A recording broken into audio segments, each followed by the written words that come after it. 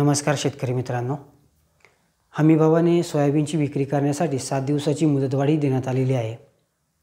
नाफेडचे जे खरेदी केंद्र आहे त्यावरती ही वाढ देण्यात आलेली आहे। ज्या शेतकऱ्यांना आपले सोयाबीन हमीभावाने विक्री करायचं असेल तर ही नोंदणी कुठे करणं गरजेचं आहे, तर ई समृद्धी पोर्टलवरती या ॲपवरती आपण आपली नोंदणी करू शकता।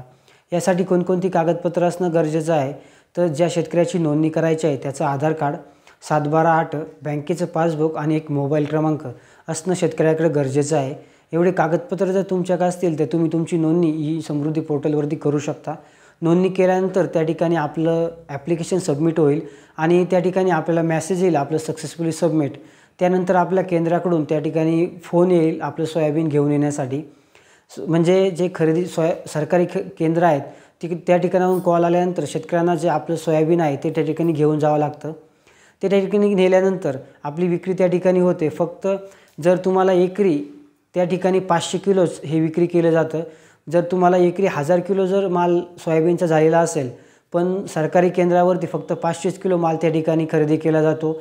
उर्वरित माल हा आपल्याला बाहेरच्या मार्केटमध्ये त्या ठिकाणी विकावा लागणार आहे, कारण त्यांची जी अट आहे 500 किलोचीच आहे एकरी। त्यामुळं आपण जरी नोंदणी केली हमीभावाने तर फक्त 500 किलोचाच माल त्या ठिकाणी आपला विकला जाणार आहे। कारण आत्ताचा जो हमीभाव जो आहे तो 4892 रुपये आहे आणि बाहेर मार्केटमध्ये विक्री जी सोयाबीनची होत आहे ती 4000 ते 4100 रुपये इतकी एवढ्या भावाने त्या ठिकाणी विक्री होत आहे। अशी महत्त्वपूर्ण माहिती होती मित्रांनो। व्हिडिओ आवडला असेल तर नक्की लाईक करा आणि आपल्या शेतकरी मित्रांना जरूर शेअर करा। धन्यवाद।